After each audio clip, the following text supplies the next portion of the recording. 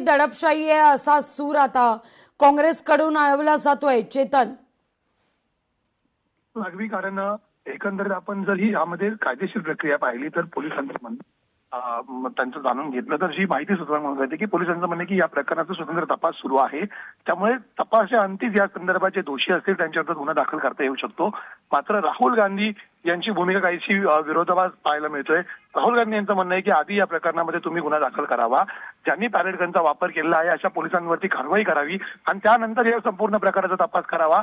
अन्यथा ज्या पोलिसांनी पॅलेट गनचा वापर केला ते स्वतः कार्यरत असताना अशा प्रकारे या प्रकरणाचा निष्पक्षपणे तपास होऊ शकत नाही, चौकशी होऊ शकत नाही, याच्यावरती दबाव निर्माण केला जाऊ शकतो आणि म्हणूनच प्रथम गुन्हा दाखल करावा, संबंधितांना निलंबित करावं आणि त्यानंतर या प्रकरणाचा तपास करावा. मात्र पोलिसांचे जे वरिष्ठ अधिकारी या ठिकाणी आता चर्चा करताना आपल्याला पाहायला मिळाले. त्यांचं म्हणणं हेच होतं की कुठल्याही प्रकारचा दबाव या ठिकाणी सहन केला जाणार नाही.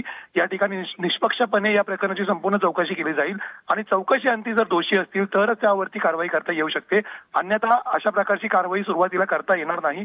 परिणामी या संपूर्ण चर्चेअंती आता राहुल गांधी आहेत ते नेमकी काय भूमिका मांडतायत, पोलिसांच्या मताशी ते सहमत होत आहेत का, की आपलं आंदोलन असंच पुढे सुरू ठेवणार आहेत, हे पाहणं तितकंच महत्वाचं असेल. कारण आपण पाहत आहोत की आता संसारमार्ग पोलीस ठाण्याचा जो परिसर आहे, जो आवार आहे, त्याला एकंदरीत आता कुठेतरी आंदोलन स्थळाचं स्वरूप प्राप्त झालेलं आहे. कारण मोठ्या संख्येने कार्यकर्ते आहेत, विद्यार्थी आहेत, नेते आहेत, ते या ठिकाणी आता दाखल झालेले आहेत. अगदी अगदी. चेतन, माफ करा, काही सेकंद थांबवते मी तुम्हाला. या